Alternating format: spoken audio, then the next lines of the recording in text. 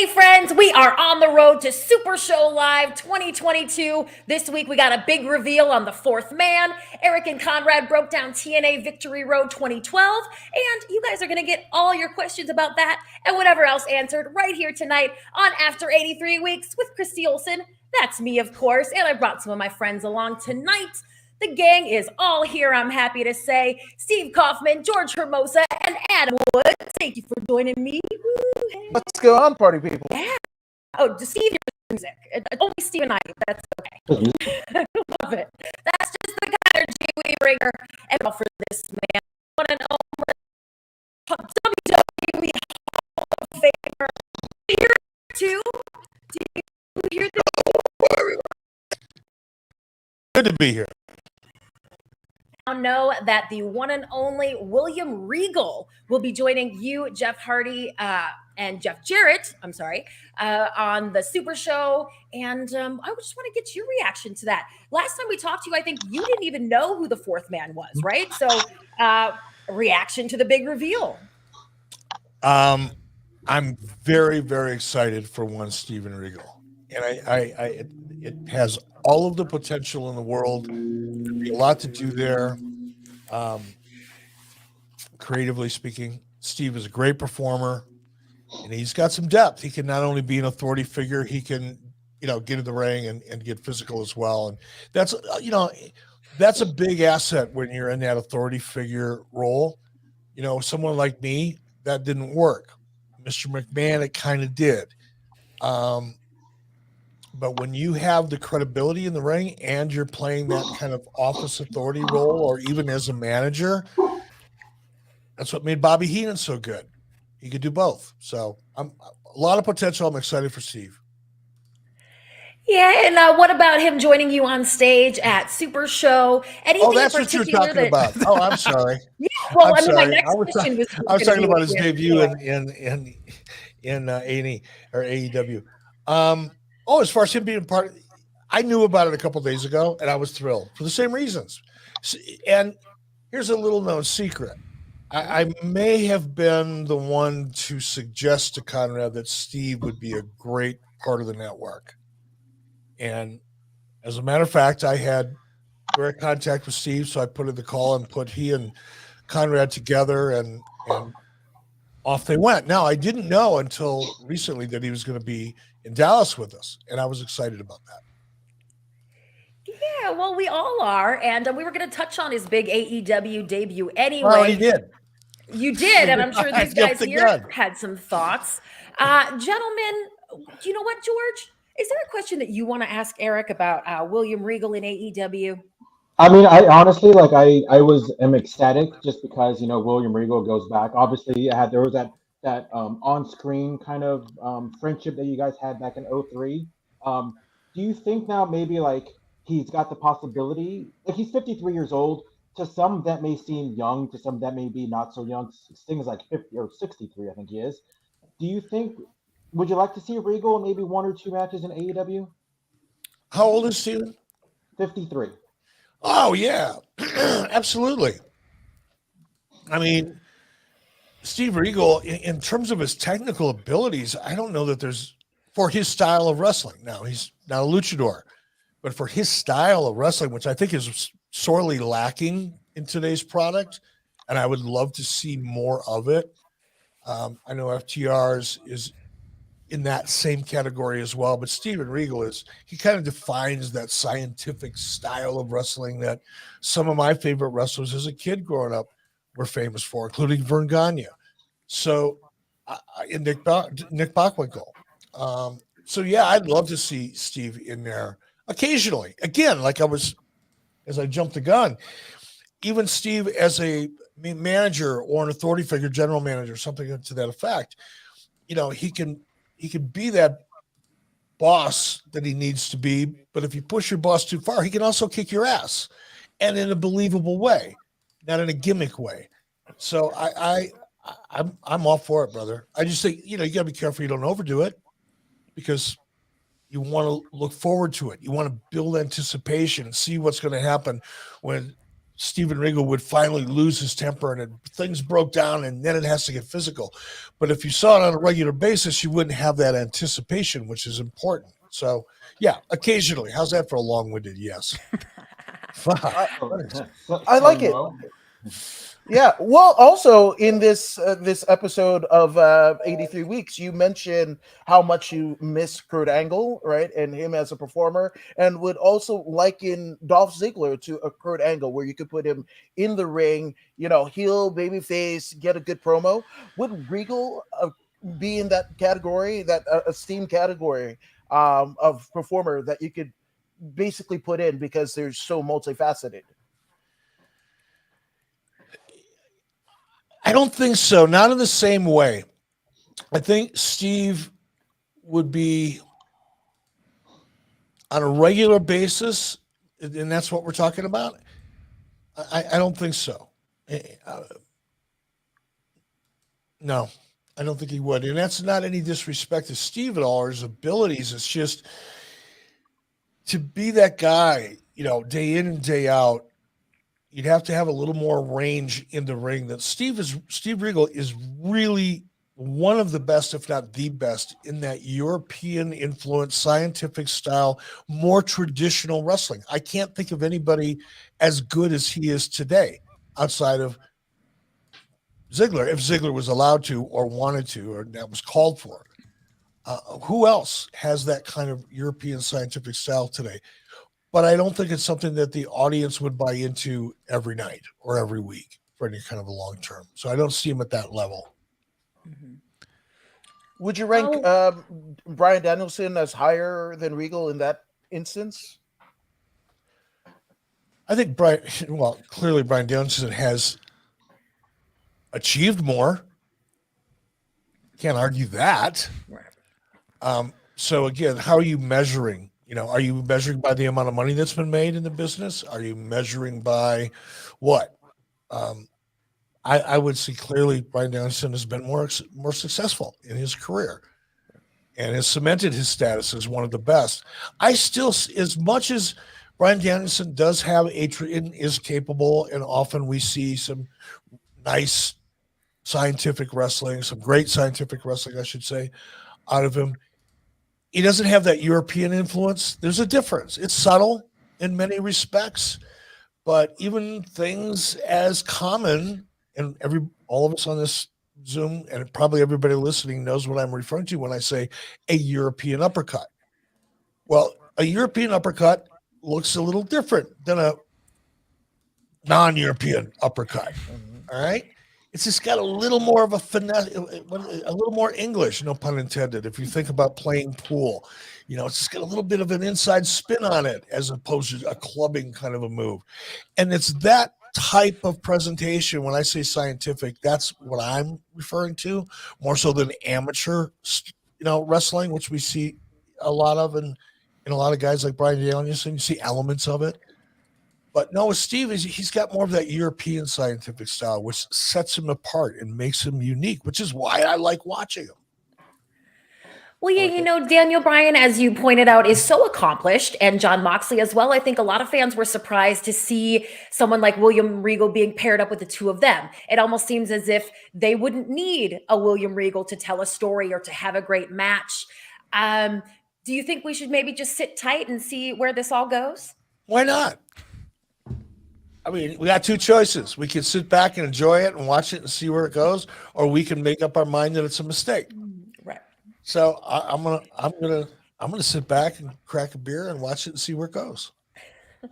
Well, we've got fans all around the world doing that with us here tonight, and we want to say a big hello and a big thank you to everybody. We so appreciate all your super chats, and just thanks for coming and hanging out with us. So on that note, I'm going to level one at you, Eric. This is a fun one, and our very first super chat of the night from Josh Eternal, who asks, has the Italian mob ever tried to muscle in on the wrestling business? Also, it may be too late for Vince versus Eric, but we can have Garrett versus Shane.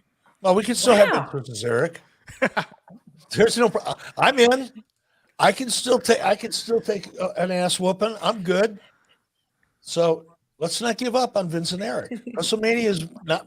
It's not here yet. So come on. There's time. True. Think of Make the room on the promo that card. Vince and I could cut. Ooh, yeah. I could make fun of him for tearing his quads. Oh, that'd be awesome.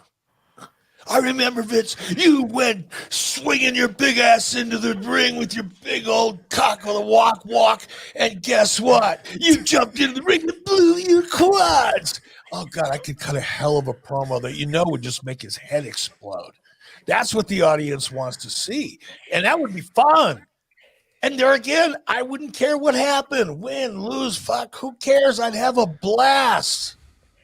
Oh yeah, everyone would win if that went down. Yes. Everybody but the people that paid to watch it. That's okay. As long as Vince and I are having fun. And as far as the Italian mob, not that I'm aware of, but, I came up in the business in Minnesota. And not that there weren't Italians in Minnesota, but there was not much sign of a mob.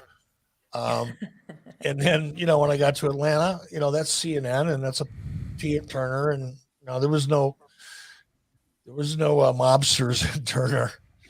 Not the kind that you're referring to, anyway. But no, not to my knowledge. No, I bet you if you talk to people that are more familiar with the territories on the East, because it's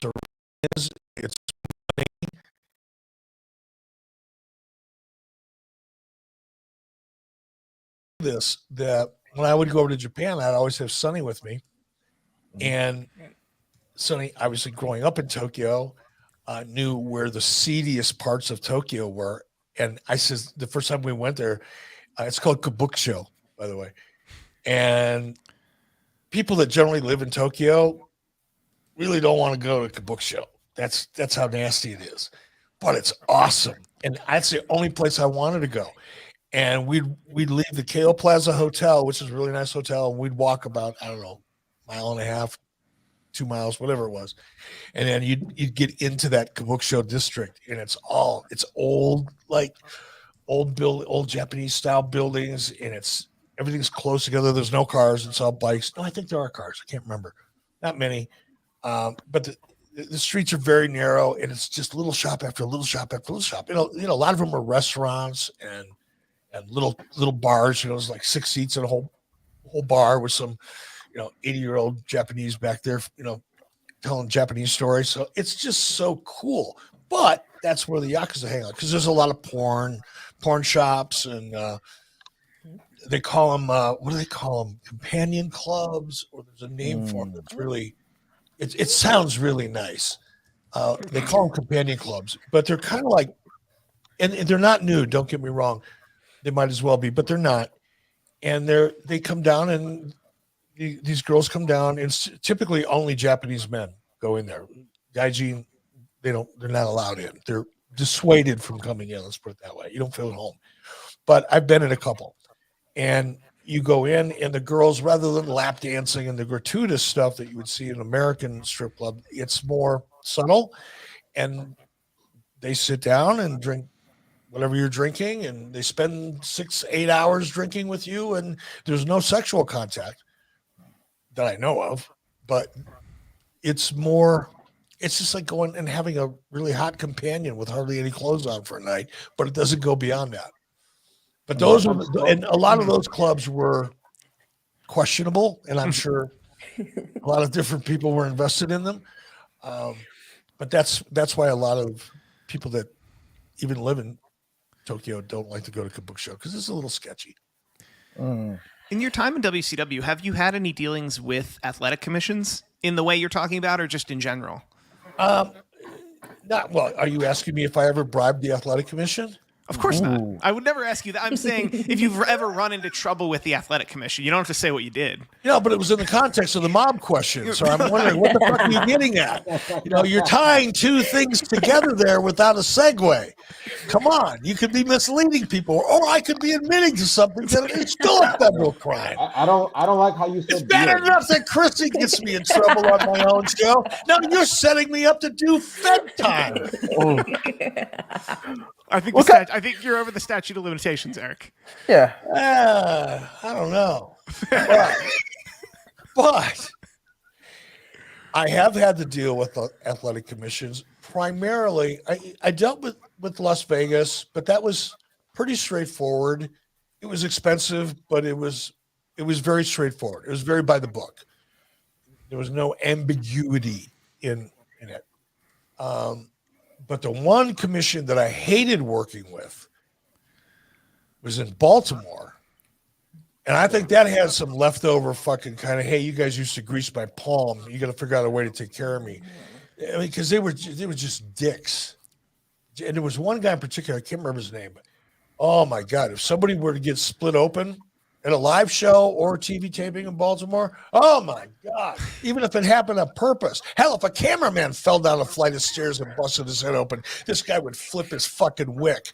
He was horrible. And then, of course, he'd fine the hell out of us. Oh, he was horrible. But it was also fun spending hours and hours convincing him that nobody was going to get used. There would be no blood tonight. And of course, it's a pay-per-view, so you know there's going to be blood. Not on TV, but on pay-per-view. We didn't care. And because he'd come in and go, you guys are going to do it again. You're going to tell me there's going to be no blood, and then there's going to be blood all over this arena, and I won't have it. I will shut this show. He's a little fucker, too. You know, you can put him in your pocket and take him for a walk. Put him out in your lawn with a little hose. He'd look like a lawn ornament. And, he was like 80, so he was a badass, right? And we, no, sir. We'd baby face him all afternoon long, bring him a hot dog, Coke every now and then. And he'd be yelling, he'd beat his hot dog while he's yelling, oh, crabby old fuck. But anyway, we spent all day convincing him, not this time. And then sure enough, Ric Flair would go, and it looked like a scene out of 1883 out on the prairie. Wow. If you're not watching the show, you don't get the reference. I'm sorry. Well, this seems like a great segue to this fan question from our friend I'm Eddie on a roll Prather. tonight. I don't know. This is going to be a good show. Yeah. I like this. We're all about blood spill, and Eddie Prather wants to know, what was your favorite match from AEW Revolution? Did you take it in, first of all? Let's clear that up right now. No, I did not. Because you had tuned into Dynamite days before, and it sounded like maybe it had created some anticipation for you for Sunday, but you didn't sit down and take it in? Nope, I did not. I'm sorry. Maybe I should have, but I didn't. Well, you What had was I some doing Sunday criticism. night? I might have been doing You something. had friends over for dinner. No, I didn't. I wasn't doing. No, that was Saturday night. No, it was Sunday night. That's right. Because we made Indian food. Oh. Ooh. Is anybody going to ask how Indian Christy food? knew that? How did you know that? You mentioned it on the show that on Sunday you were having friends over and you may not have a chance to watch the show. Yeah. Well, there you go. So Wait, Eric Bischoff knows how to make curry? You said Indian food. Yeah, actually, I'll say I'm good. Actually, Mrs. B's better at curry than I am. She's better with sauces. I don't have a lot of patience, so I tend to just guess at what I'm putting in. And with something like curry, you got to be a little more careful because there's so many different flavors and they got to complement each other. So Mrs. B made the curry. This Saturday, we're having korma, which is another style of Indian food. I think we're going to have shrimp korma. Oh. And a friend of ours down the road is from the UK, and he's used to making good curry, grew up eating great curry in Manchester. So he's coming over to actually make the shrimp korma for us this Saturday. So I'm in the Indian food frame of mind this month. If you're making Indian food, isn't that technically American food since it's being made in never mind. God, it's a good thing you're Don't not go sitting there, right Jeter. next to me, George. I'd hit you with a fucking elbow right now. Dusty elbow or macho elbow? No, just an aerial. Bam! I like it. That's the run our test elbow. That's Speaking brutal. of giving elbows, maybe we should give an elbow to whoever the promoter of AEW is. We touched upon it. We touched upon it like a couple months ago when you have the Adam Page, Ethan Page, Kristen Cage, Brian Cage. So on Dynamite last night, I don't know if you saw that, Matt and Jeff were in a high-profile segment. By Matt and Jeff, I mean 2.0, Matt Parker and Jeff Lee or whatever it is. But then you have Matt and Jeff Hardy. Like you pretty much have two teams named Matt and Jeff. Like, do you think? Am I just overblowing it, or do you think like it's like, dude, you can't just have people with the same name in the same scenario? Like, there's literally two teams named Matt and Jeff. Okay, let me pose it to you this way, Eric. There's a lot of repetition there.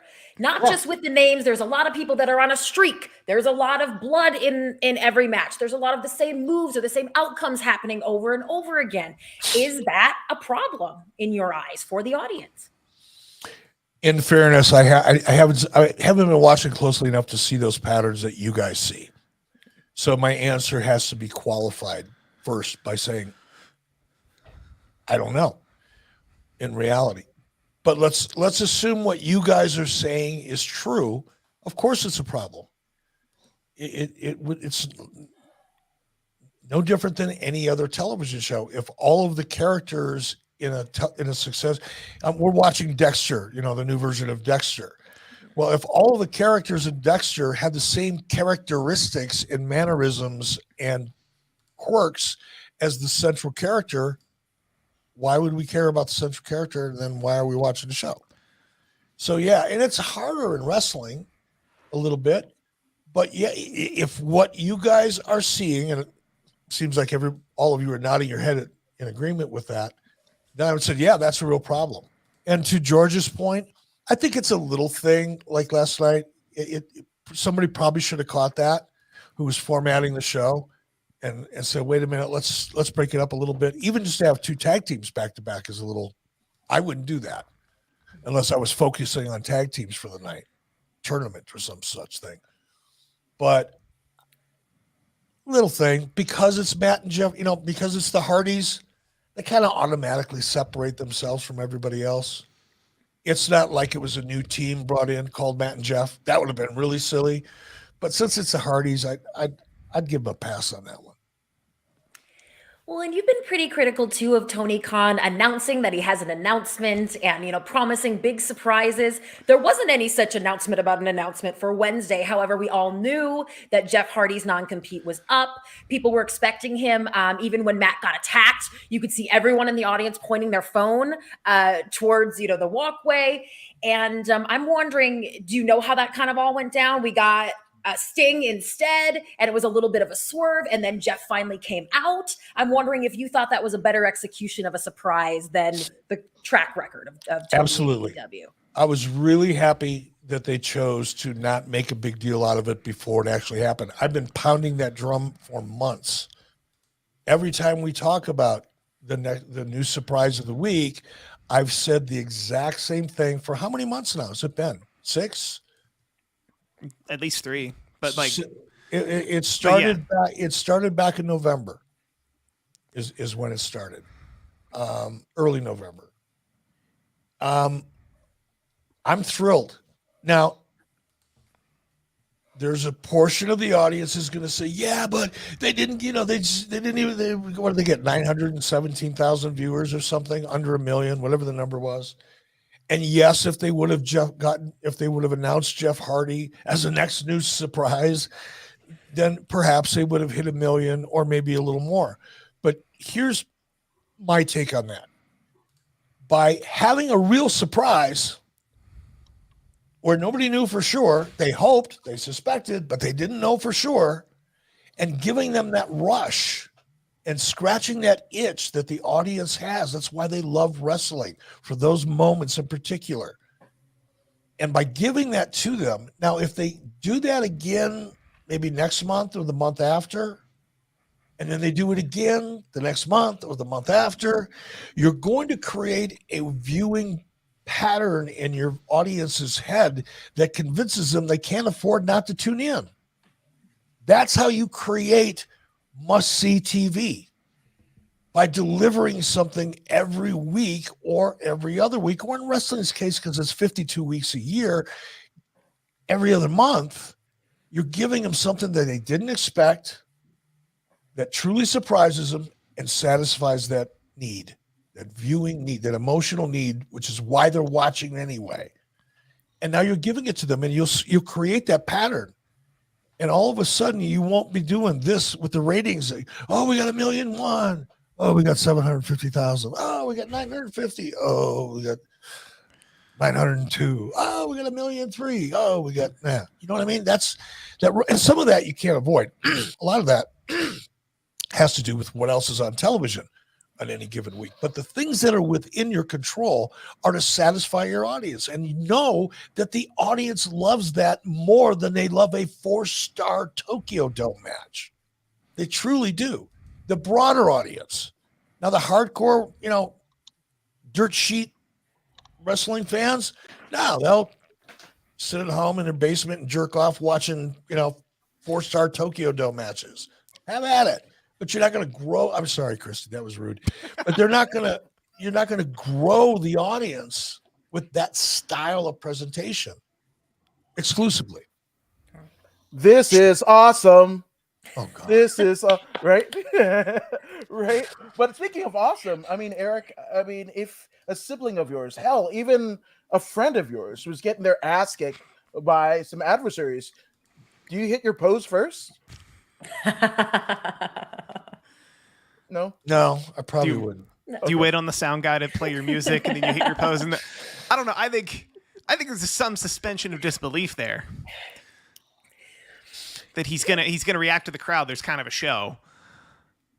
I don't know. I'm not. It's harder for me to react to that because I didn't see it, and I don't comment on things beyond a general impression on things I didn't see. So sorry. I promise I'll watch next week. So in the last week they've added Shane Strickland, who's a great talent. They've added Jeff Hardy, Paige Van Sant. Take away the budget. Take away money, any kind of money. They got 2 hours on Wednesday, 1 hour on Friday, the YouTube shows. Is there a number do you think that they should just cap out? Because they can't just sign everyone. Sure they can. They just keep. Sure they can. Why can't they? They can. They will. But do you? They are. What do you mean they can? They will. They fucking are. But do you think there should just be like a you know what? We're maxed out. Like, you're a great talent, but we're just maxed out. Do you think there should be a maxed out number when running a wrestling? Why should there be? Because there's only so many minutes to provide on a TV show. Who cares? So and I'm being an ass here, and I don't mean to, but I'm trying to make a point.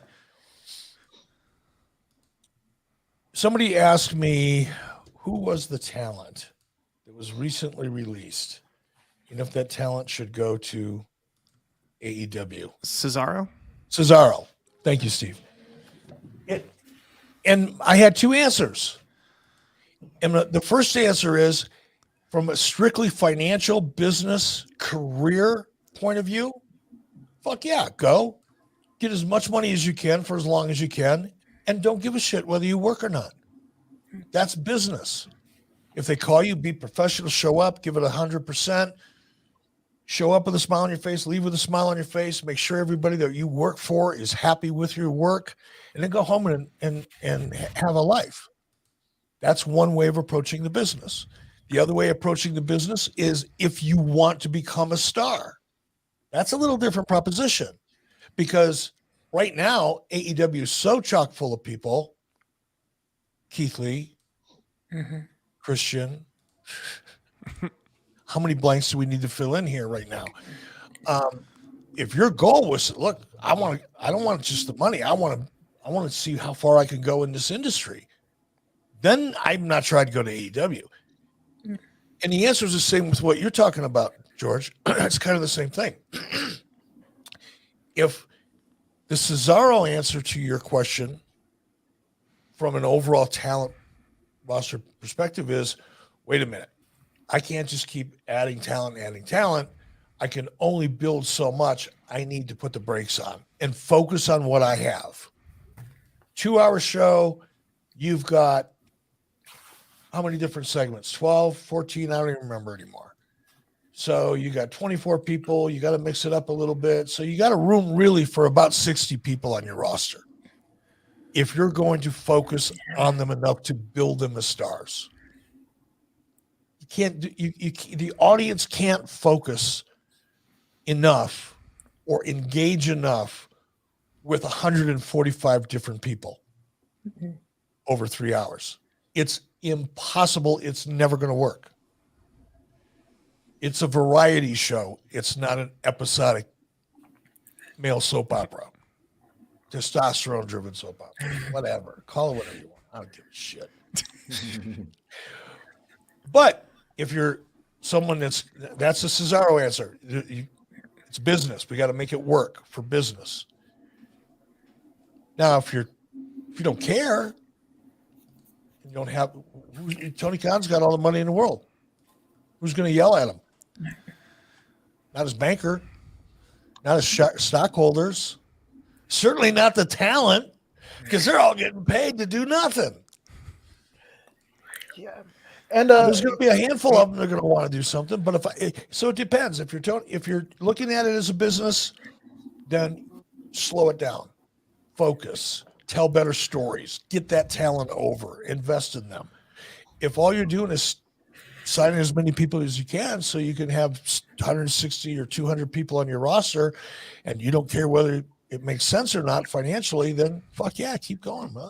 Doesn't matter. I heard AEW described on Twitter today as the My GM mode in a video game, but with a cheat that allows you to have infinite money. Isn't it funny that nobody's referring to him like the dirt sheet writers? Nobody's giving him my ATM Eric crown. We're gonna start that now. He's ATM Tony. From ATM Tony. I bet you, Tony, on not even adjusted for, maybe even adjusted for. No, either way. Of course, we don't know what Tony's budget is, but I can do some rough math and kind of get close. Huh? I bet you he is getting as close to the biggest budget WCW ever had, if he's not already there. Has to be. Yeah, absolutely. And by the way, he's not taking in a fraction of the amount of revenue that we did. Right. So, but it doesn't matter to him, right? He doesn't have a boss. Well, he's got to keep the network happy. The network is his boss. But as long as he can keep the network happy, and apparently he is, fuck, he doesn't care. It's not like he's working for a bonus at the end of the year. True.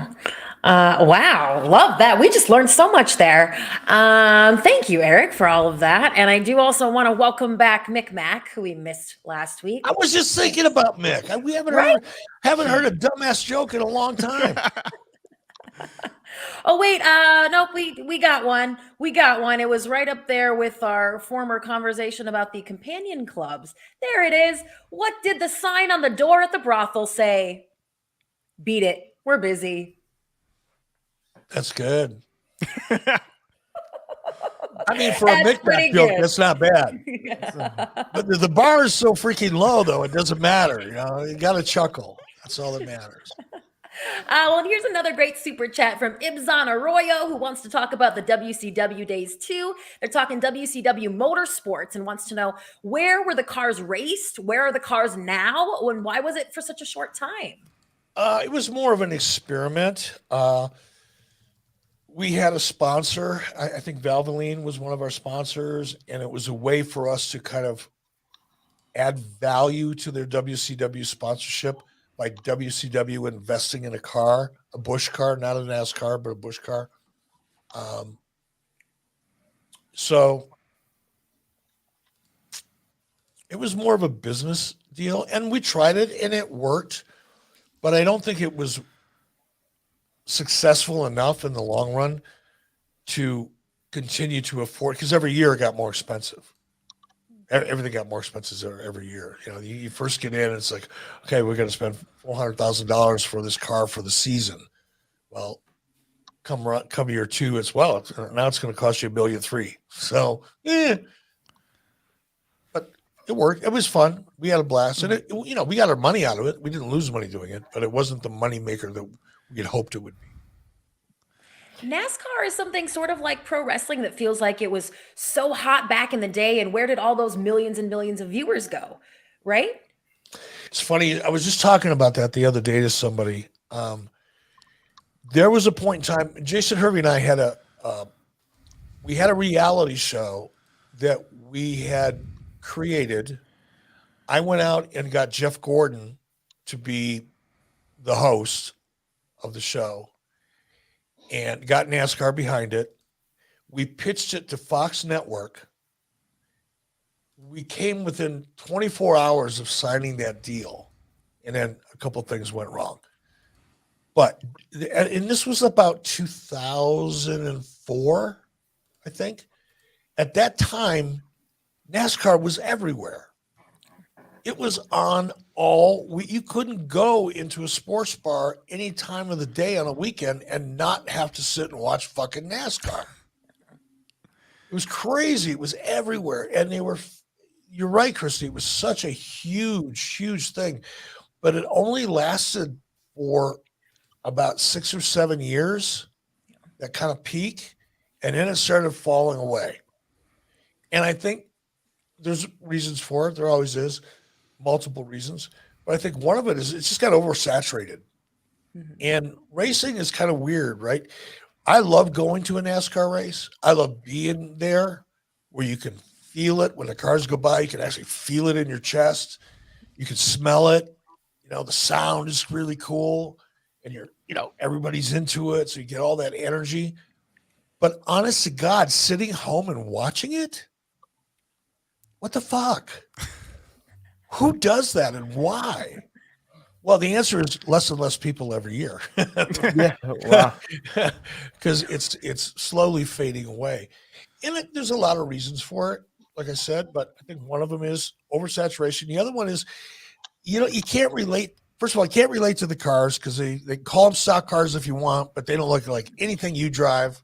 They all look the same. They're just painted different colors with different stickers on them. And you don't get to know the drivers.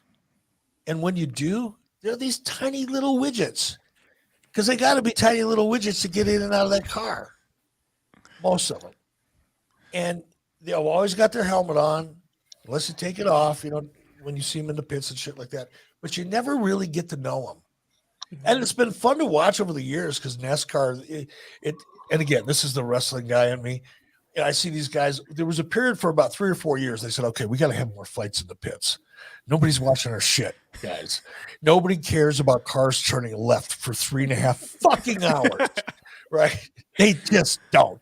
And the sick fucks are actually just sitting back hoping there's a big wreck. Because other than that, you're turning left for 3 hours straight, right? So what do we do? You got an idea? No, we can't have strippers out on the pits. No. What else can we do? No, we're not having cheerleaders. No, that won't work either. I know. We could stage some fights. And that was kind of cool for a while. Until these little fuckers, they get out, got their helmet on, and are slapping each other with their helmets on. Like, what the hell? Who does that? NASCAR. I'd let Brock Lesnar smack me with a NASCAR helmet on. Chris, you can hit a brick wall at 240 miles an hour and walking away blowing bubbles with your bubble gum, for God's sake. And they get out of their cars, these little 140-pounders smacking each other in the head with their helmets on. I said, I can't watch that anymore. That's crazy. Making wrestling look bad. Ibzan has a couple follow-up questions. First of which, did you ever go to a race where a WCW car was racing? Yeah, several. And we were out in the infield. I think we went to Charlotte. I'm pretty sure we actually had a live WCW Saturday night from the Charlotte Motor Speedway on the weekend that our Busch car ran in the race. In fact, I know I did because I was hosting it. I think Dusty was my co-host, and it was pouring down rain. We were outside. That's why I remember. Guys had to wrestle in the rain. I'm going to find that footage. That sounds excellent to watch. Yeah. And Ibzan wants to know where the cars are now. If I had to guess, I'd say you were probably able to resell them, so they probably just got reskinned and used by another sponsor. Yeah, and all those cars are the same. You literally, there's stacks and stacks of doors and quarter panels and hoods, and you just take off a piece, put a new piece on, or just tape right over it. Looks like a brand new car in 45 minutes. It's Bush Beans now. Yeah. Wonder Bread. Well, you had me with all of the partnerships because for me, I was totally into the Valvoline. I even followed NASCAR. This guy named Mark Martin, and I thought he was going to show up in WCW, and he didn't. We just got like 5 to 10 years later, Hermes Sadler in TNA at the Nashville Fairgrounds. It was all a mess. I was even into Battle Dome because that's what happened, and that was my first incarnation of seeing Terry Crews as T-Money. There you go. Yeah, I was into all You're of a it. globetrotter, brother. Just saying, man. I was like, oh, what's WCW doing now? I'm in. Right on. Very cool. Eric, have you ever seen Battle Dome? I feel like that's something the folks at Ad Free Shows would love to see you see. That was the American Gladiators ripoff, wasn't it? Yes. Yes. Oh, you guys. That was around what, 2001? It was Yeah. 2000. 2000. Yeah. 2000? Okay. Right after I left WCW, the second time, before I started making a play to buy WCW, I got a call from Paramount Studio, who I believe was producing that show.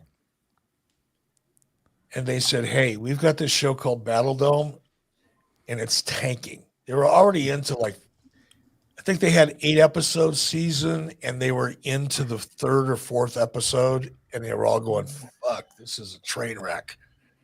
But we've got 4 more episodes. What do we do? So they called me to come in and try to save that show. Wow. And I actually worked a couple episodes, but there was no hope for it. They were too far in with everything. You couldn't rebuild the set. You couldn't bring in new talent. I mean, it was cast poorly. The format itself wasn't set up right. They'd already introduced the thing, and the audience went, eh.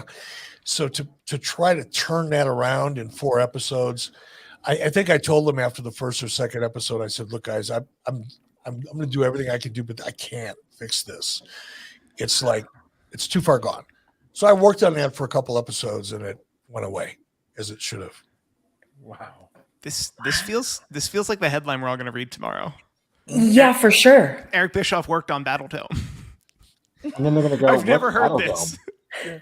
Well, it was for a cup of coffee, and like Yeah. I said, I didn't create the show. I didn't sell the show. I didn't do anything but show up and go, "What are you guys up to? What? How does this show work? Let me see a format. Who's our talent? What are the storylines?" And they all went, "We don't have any storylines." Okay, so Wasn't my paycheck we're just coming? supposed to be interested in these guys doing this shit, like American Gladiators, which you've seen to death. And it's now off the air. Yeah, because we're going to recreate that.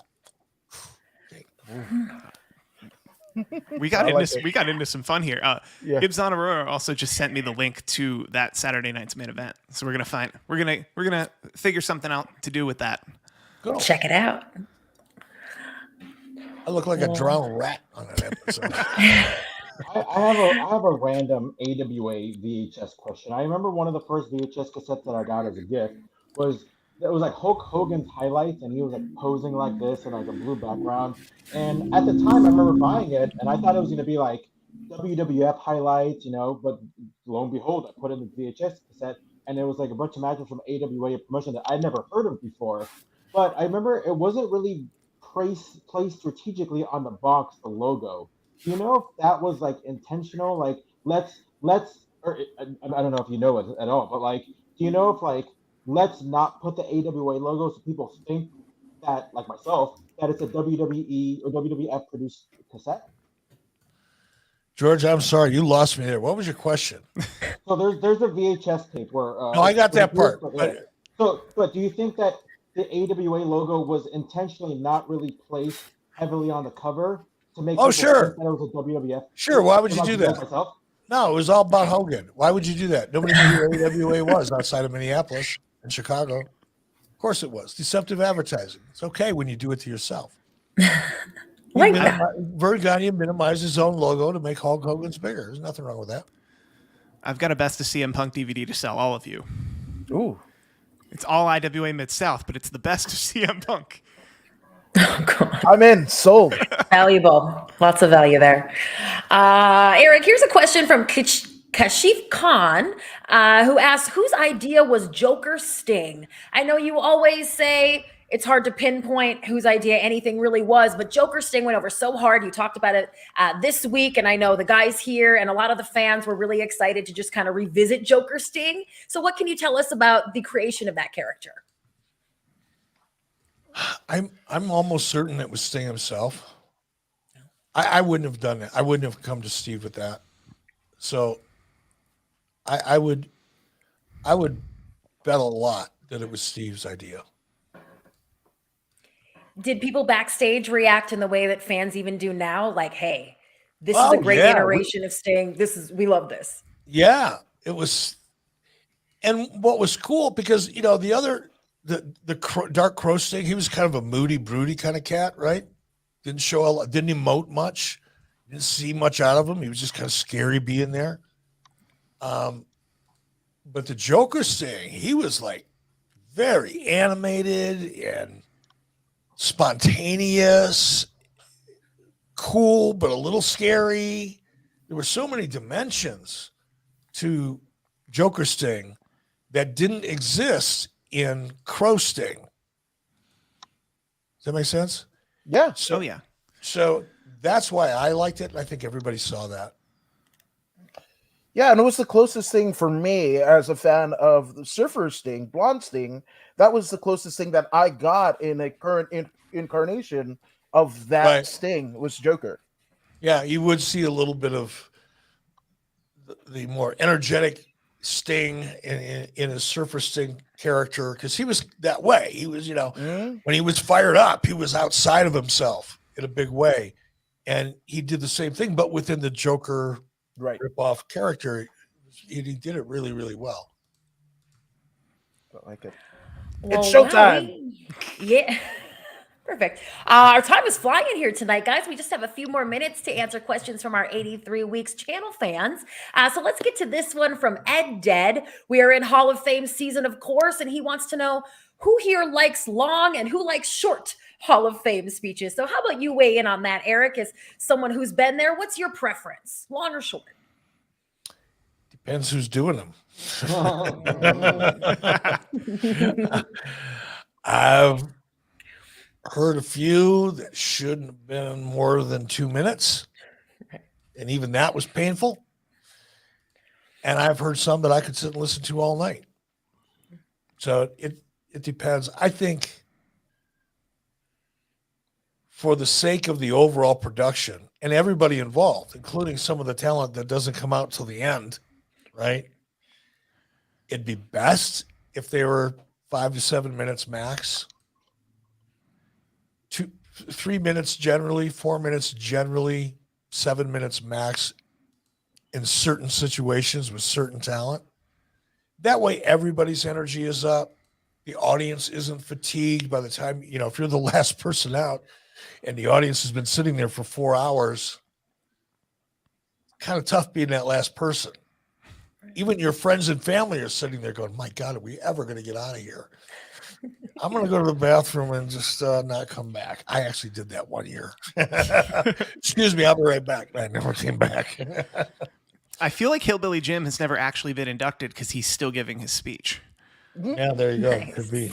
Oh, yeah, that was one, wasn't it? Oh, That was Yeah. I forgot about that. Oh, yeah. Mr. T had to be, Kane had to come out and kind The of mama. Mr. Yeah. T short. Shut it down. Booker T loved the cat.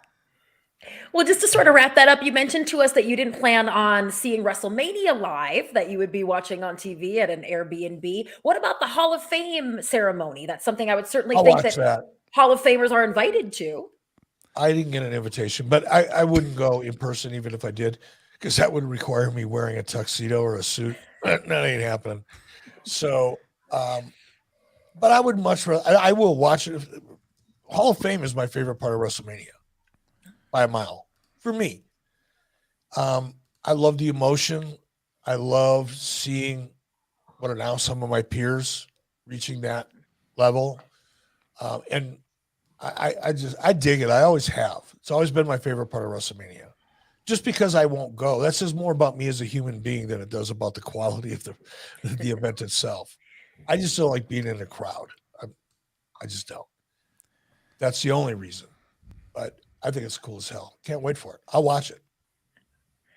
Cool. And we look forward to getting your reactions to any people who are going to be inducted as that news comes out in the next few weeks. So thank you so much, Eric. And everybody who's one of our ad-free shows friends, top guys, make sure you stay tuned here on the ad-free shows feed. We are going to have a few more minutes for you guys to get all of your questions answered. If you came and joined us on the 83 Weeks channel, thank you so very much. We appreciate it. We do this live every Thursday at 5 p.m. Pacific time. Scratching Eric's brain all about the latest episode of 83 Weeks and anything else you want to ask. So please join us live when you can. And we will see you back here next week for, wait, we know what they're covering next week. Steve, help me out here. Spring break. Oh, that's right. Yeah, so it's going to be a good one, guys. And we will see you all back here then. Thanks so much. Have a great week. Stay tuned, ad free shows. Spring break's going to be fun. Was that Club La Villa? Oh. Oh, wow. Good thing. MTV Spring Break Boardwalk music. Yeah. I'm your host, Kiki. I was a big fan of Idalis. I don't know who that is. Yeah. Break out the beach balls.